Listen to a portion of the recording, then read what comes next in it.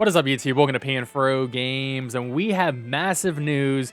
2 7-star raids are coming to Pokemon Scarlet and Violet this week. We're going to break it all down here. Of course, guys, don't forget to leave a like and subscribe and support my work by becoming a channel member, and let's dive in. Now, we have 2 7-star raids, and they are unfortunately version-exclusive raids. So, Roaring Moon will be the 7-star raid with a Dragon Terror for Pokemon Scarlet, while in Pokemon Violet, you'll be getting 7-star Iron Valiant with the Fairy Terra.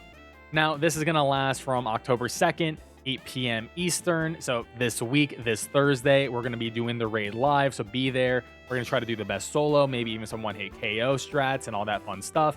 And it's going to last until October 11th, 7:59 p.m. Eastern. So pretty much we got a decent week to do these raids. 2 7-star raids in 1 week is a lot to ask for, but PLZA is releasing the week after. So this might be the swan song of 7-star raids, even though we still have a couple that we have never gotten. There's 3 pseudo raids we're missing with Hydreigon, Dragapult, and Goodra, so maybe those will happen eventually too. Now, not only are we getting these raids, we are getting 5 stars of the version-exclusive Paradox Pokemon. So in Pokemon Scarlet, you will get all of the Paradoxes for Scarlet, like Great Tusk, Screamtail, Brute Bonnet, Fluttermane, Slitherwing, and Sandy Shocks. And in Pokemon Violet, you will be getting Iron Treads, Iron Bundle, Iron Hands, Iron Jugulas, Iron Moth, and Iron Thorns. So Paradox raids everywhere. So if you need to get those, connect online and then try to match up with another version of the game so you can try to get the version exclusive if you don't have them already.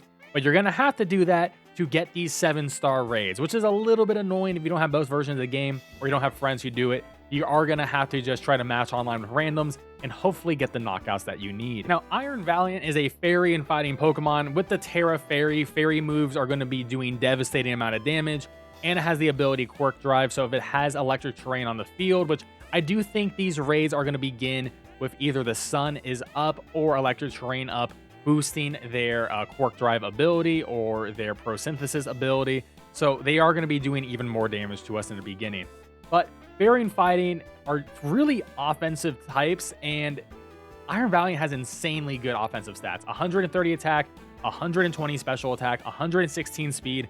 We are not going to really outspeed this thing, but the good news is its special defense is horrible. 60 special defense, 74 HP, and it is a fairy type, which means we can absolutely nuke this thing from orbit with the classic Steely Spirit Berserker Raid Cat builds using something like a Goldengo or a Dialga or a Magnezone Steel Beam for a potential one-hit KO. And even in the solos, we've got great options like things like Magearna, who can absolutely destroy this thing too. So I'm not too terribly worried about a Pokemon that, you know, we got a lot of great steel options and a lot of good poison options that resist both fighting and fairy, and of course Acid Spray to really lower that special defense and make it even easier to hit. But looking at the moveset, it does get a lot of great coverage. I mean, Spirit Break is going to have close combat for sure, has Night Slash, Psycho Cut, Leaf Blade for good coverage, and of course it's going to have some special attacking moves too. I can definitely see like Moonblast on this thing as well. I mean, and all the TMs, it has so many TMs, so it's going to be hard to say what it's really going to have. I mean, it is going to be really hard to prepare for in the sense that what coverage moves, but I think the coverage moves you're going to really want to watch out for is maybe something like I mentioned, Shadow Ball is definitely a threat for sure. Maybe like Psychic be a threat as well for the poison types.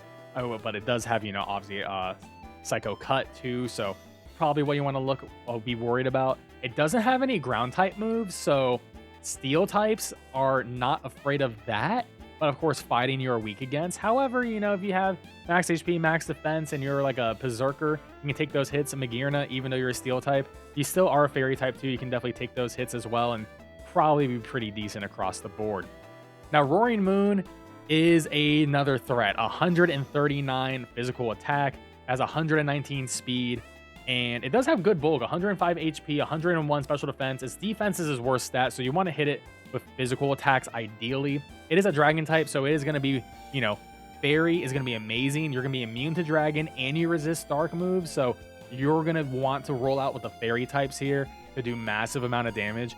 Honestly, I do think something like a Zoomerl just sticks out to me because you do resist immune to dragon, resist dark, and you can just do ton of physical offensive damage too. I'm sure there's also plenty of other Pokemon Sure, like the Sylveon we use for the Charizard will absolutely destroy this thing. I mean, Magearna can also destroy this thing too, just going to Fairy Magearna instead of a Steel Magearna.